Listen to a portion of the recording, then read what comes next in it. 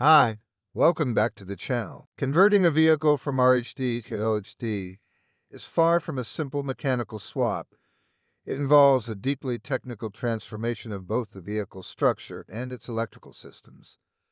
A professional conversion must relocate the steering column, rack and pinion, dashboard, pedal box, master cylinder, HVAC ducts, wiring looms, airbags, wipers, and door controls.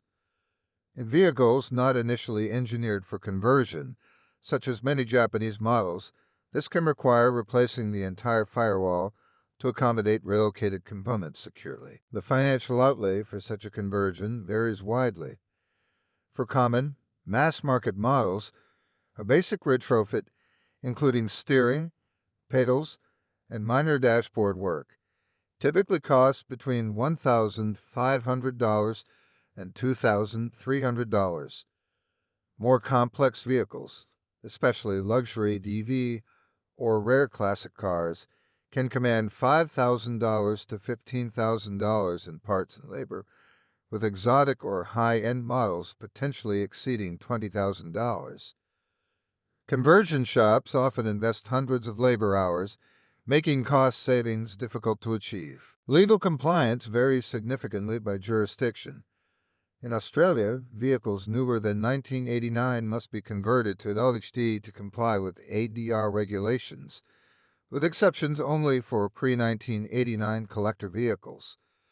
The UK mandates that non-historic imports be in RHD or converted back post-import with IDA certification. In the US, there is no outright ban, but converted or imported RHD vehicles must meet FMVSS and state-level requirements, which may involve extensive documentation and modifications. Insurance and registration issues are another major factor. A converted vehicle is often classified as modified, which can increase premiums and complicate registration. Some jurisdictions may require engineering certifications or limit road use until inspection. Inexperienced conversions risk failing safety tests, especially impacting airbags, structural alignment, and steering geometry. From an ergonomic and safety standpoint, converting to LHD offers tangible benefits when driving in countries with right-side traffic. Visibility in overtaking, mirror alignment, and road positioning improves significantly, enhancing safety and comfort. If a driver continues to use RHD in an LHD environment, they may face persistent ergonomic challenges, most critically during overtaking and junction navigation. Resale value typically decreases after conversion. Many buyers view conversions as irreversible alterations, effectively tampering with the vehicle's originality, and this degrades appeal, especially among collectors. However, in markets such as Australia or parts of Europe, where LHD is standard, conversions may increase functionality at the cost of authenticity. Classic and rare vehicles often suffer the most value loss when altered from their original configuration. Availability of parts and expertise plays a decisive role. Mainstream models may benefit from conversion kits and experienced shops, but rarer vehicles, especially imports, might pose logistical difficulties.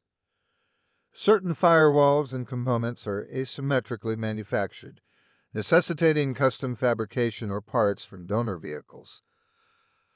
High-quality conversion outfits, specializing in ADR or FMVSS standards, are essential but limited in number. In summary, RHD to LHD conversion demands meticulous technical work, substantial funds, and wide regulatory navigation. Its practicality depends on the ultimate purpose. If relocating permanently to an LHD country, conversion may be warranted to meet legal mandates and drive safely, but only with a budget, certified professionals, and compliance in place. For resale-oriented or collector vehicles, the financial loss and reduced authenticity make conversion less advisable. For short-term or casual use, retaining RHD might remain your best option. Converting a right-hand drive vehicle to left-hand drive is generally not considered a worthwhile investment unless it's necessary.